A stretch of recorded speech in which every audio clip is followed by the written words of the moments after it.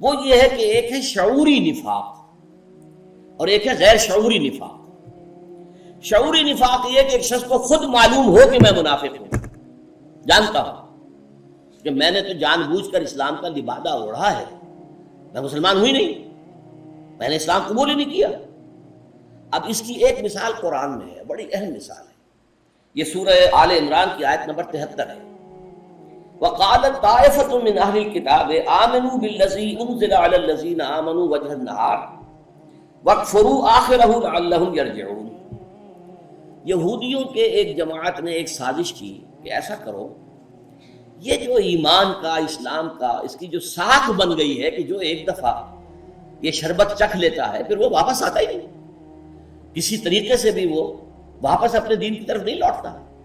جیسا کچھ ہوتا رہا مکے کے اندر، کیسی پرسیکیوشن ہوئی ہے، ٹارچر ہوا ہے، کوئی واپس نہیں گیا، ایک بھی نہیں گیا۔ تو اس کو توڑنے کے لیے یہ جو ان کا ایک ساکھ بن گئی ہے اس کو ختم کرنے کا ایک طریقہ ہے، صبح کے وقت ایمان کا اعلان کرو، ہم ایمان لے آئے، واقعی دین محمد کا بہت اچھا ہے، واقعی بات سمجھ میں آ گئی ہے، اور سارا دن حضور کی صحبت میں گزارو،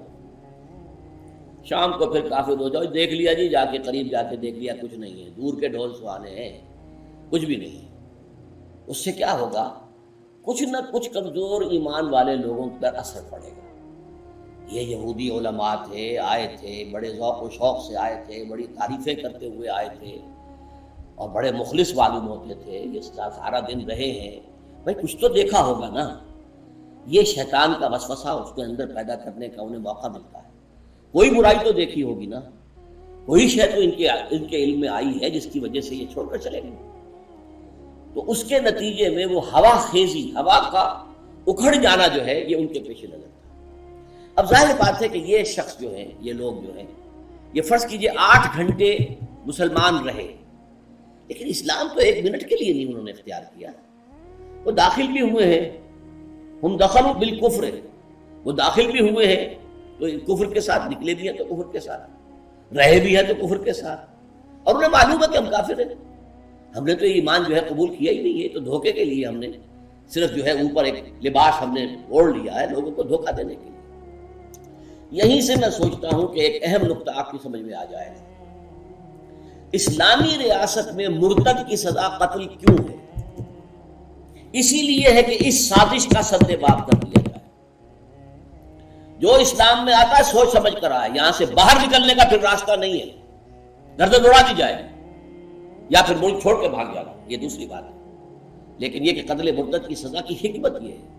کیونکہ اسلامی ریاست کی بنیاد ہے ایمان پر، اسلام پر، وہ ٹیریٹوریل سٹیٹ نہیں ہے، نیشنل سٹیٹ نہیں ہے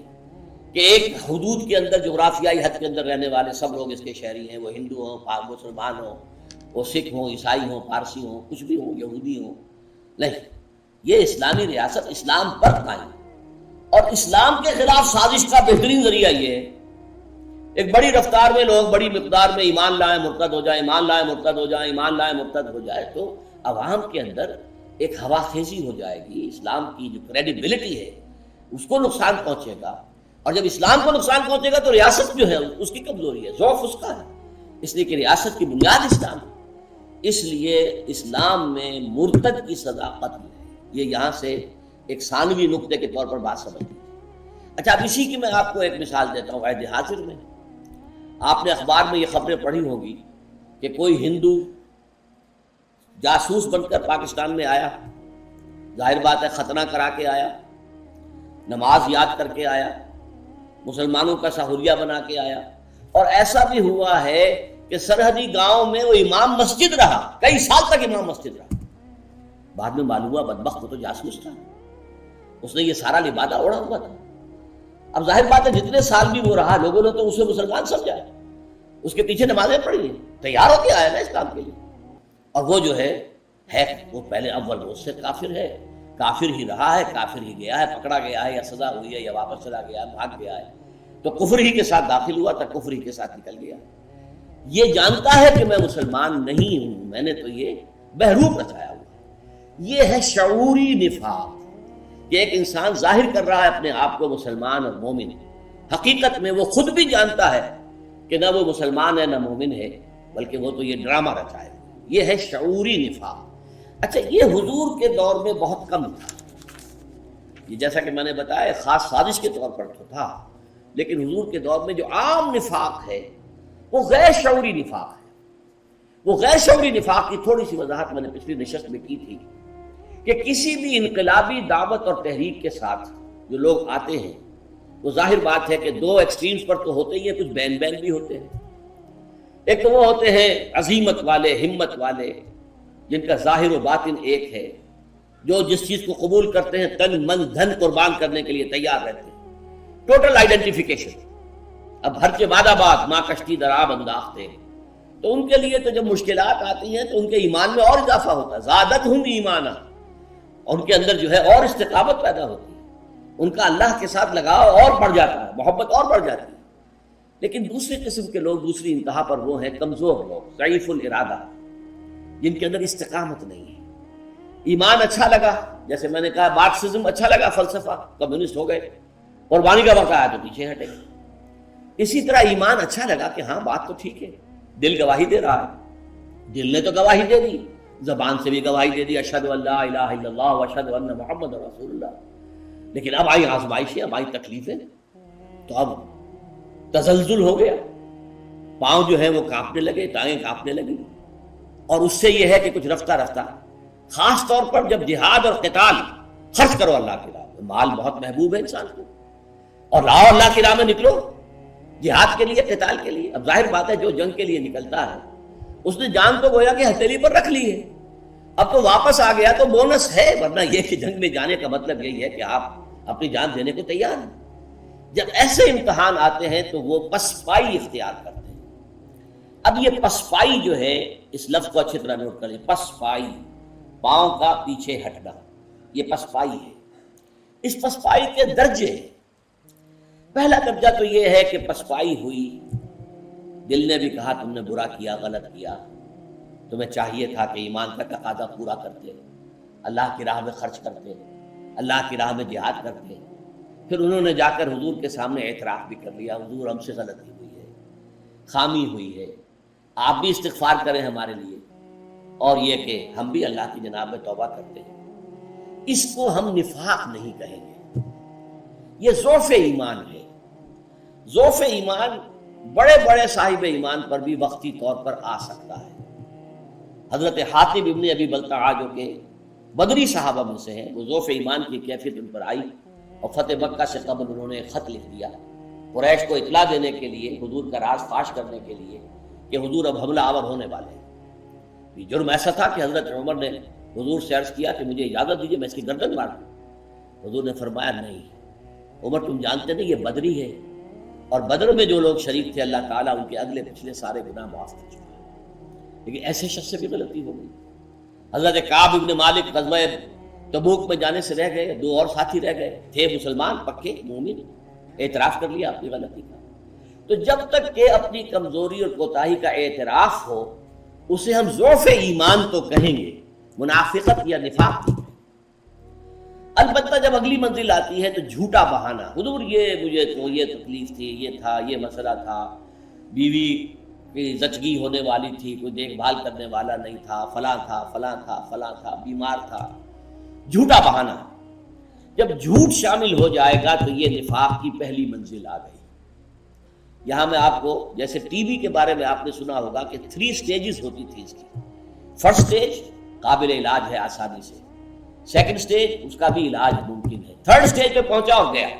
پھر امید نہیں ہوتی تھی کہ اب یہ بچے گا۔ آج کل اگرچہ تھرڈ سٹیج کے مریضوں کے لیے بھی علاج ہے،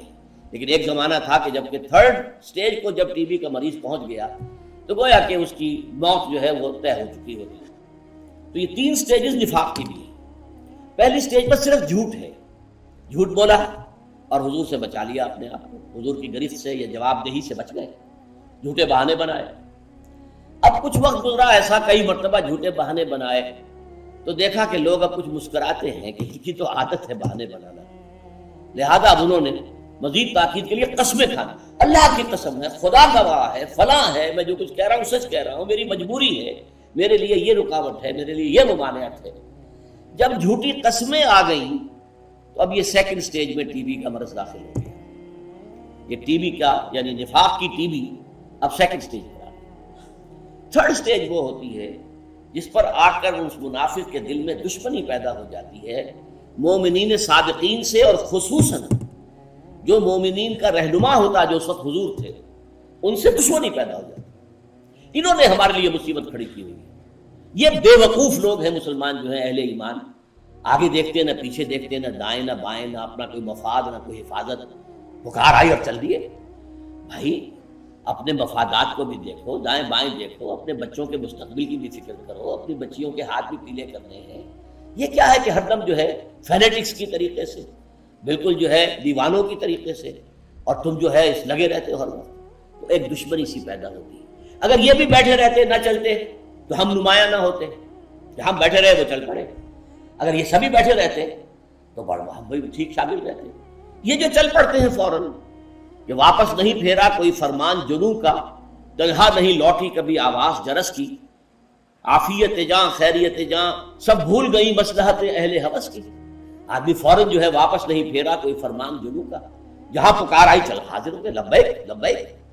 اور دوسرے یہ کہ یہ جو شخص ہے نا محمد صلی اللہ علیہ وسلم، اس نے مصیبت ڈال دی ہے ہمیں۔ یہ نہ آئے ہوتے تو یہ مسئلہ نہ ہوتا، یہ اسلام اور کفر کی جنگ نہ ہوتی، یہ مصیبت نہ ہوتی۔ اس سے یہ ہے کہ ان کے اندر ایک دشمنی پیدا ہوتی تھی حضور کے بارے میں، کہ انہوں نے ہمیں اتنے بڑے امتحان کے اندر ڈال دیا۔ یہ ہے تھرڈ سٹیج جس پر جا کر اب یہ مرض لا علاج ہو جاتا ہے۔ یہ تھرڈ سٹیج ہے۔ جب تک پہلے دو سٹیجز میں نفاق رہتا ہے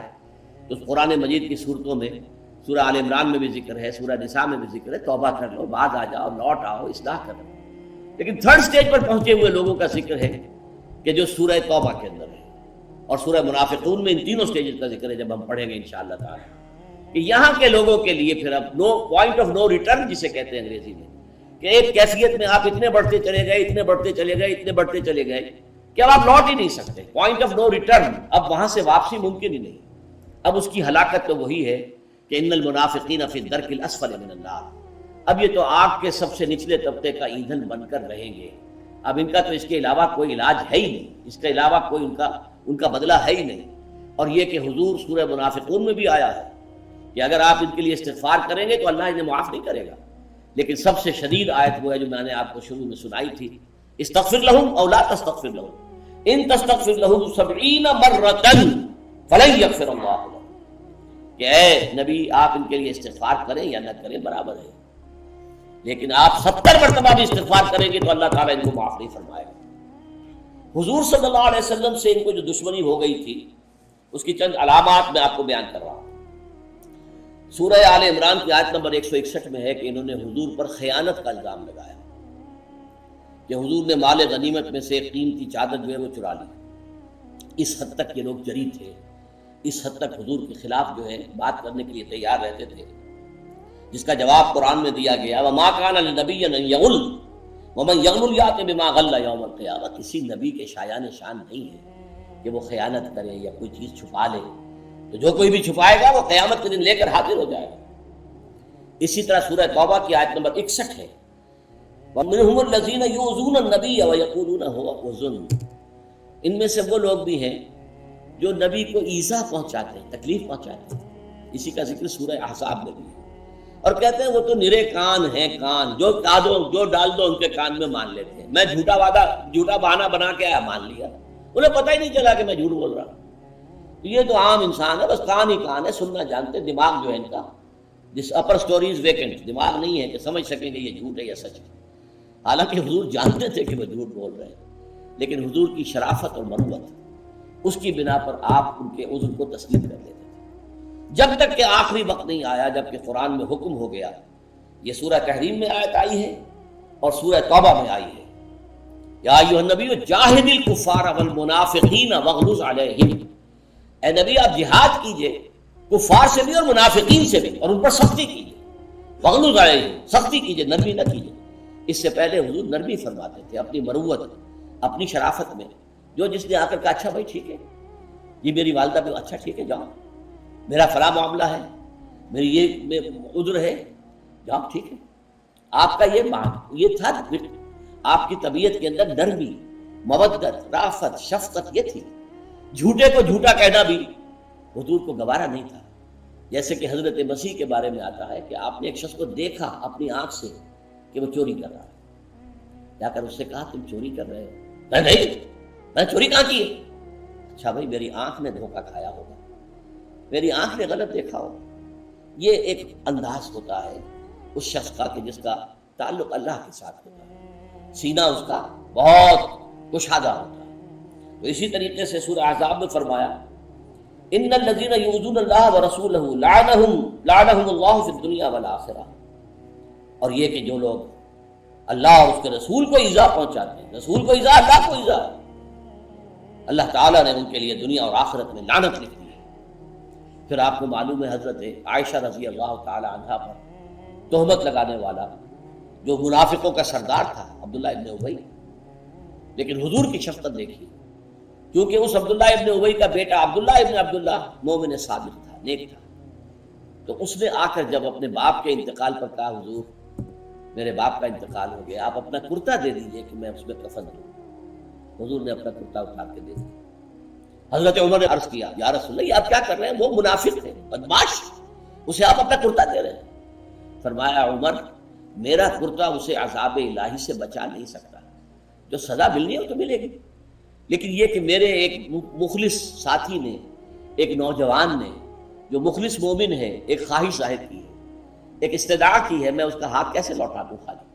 تو آپ نے وہ جو ہے کرتا اپنا دے دیا۔ اسی طریقے سے یہ سورہ منافقون میں ہم پڑھیں گے کہ وہ کہتے تھے کہ اے لوگوں، اے انصار مدینہ، ان مفلسوں کلاشوں پر خرچ مت کرو، یہ مہاجرین آ کر یہاں بیٹھے تمہارے ٹکڑوں پر پل رہے ہیں، بڑا انہیں اللہ اور رسول یاد ہے، اگر تم ان پر خرچ نہ کرو، انہیں کھانے کو نہ ملے تو یہ سب لنفضوا من حولک، یہ سب کے سب جو ہے چلے جائیں گے، منتشر ہو جائیں گے، یہاں پہ کوئی نہیں رہے گا، یہ سب دودھ پینے والے عاشق ہیں۔ یہ الفاظ کہتے تھے عام مسلمانوں کے بارے میں، اور یہ بھی الفاظ اسی میں آ جائیں گے اسی سورہ مبارکہ میں کہ اگر ہم مدینے اب پہنچ گئے، غزوہ بنی عبد المصطلق سے واپس آ رہے تھے، تو وہاں وہ واقعہ ہوا تھا جو تفصیل سے آئے گا جب ہم سورت کا مطالعہ کریں گے، تو وہاں پہ اس نے کہا کہ اگر ہم پہنچ گئے مدینے تو وہاں سے عزت والے جو ہیں ہم ہیں، مالکان دہ رہنے والے تو مدینے کے ہم ہیں، یہ تو باہر سے آئے تھے لٹے پٹے ہوئے، مفلوق الحال، بھوکے، ہم نے انہیں پناہ دی۔ لَيُخْرِجَنَّ الْأَعَزُّ مِنْهَا الْأَذَلَّ، تو جو عزت والے ہیں، مالکان دہ ہیں، اصل میں وہاں کے رہنے والے ہیں، وہ ان ذلیلوں کو، ان کمزوروں کو، ان ضعیفوں کو، ان بھوکوں کو، ان قلاشوں کو وہاں سے نکال باہر کریں۔ یہ ہے تیسری سٹیج منافقت کے مرض، جس کے بعد جیسا کہ میں نے عرض کیا وہ پوائنٹ آف نو ریٹرن آ جاتا ہے، جس کے بعد کوئی ان کا واپسی کا امکان نہیں، پھر وہ رسول کی شفاعت سے محروم، اللہ کی مغفرت سے محروم، اور جہنم کے سب سے نچلے طبقے کا ایندھن بنے۔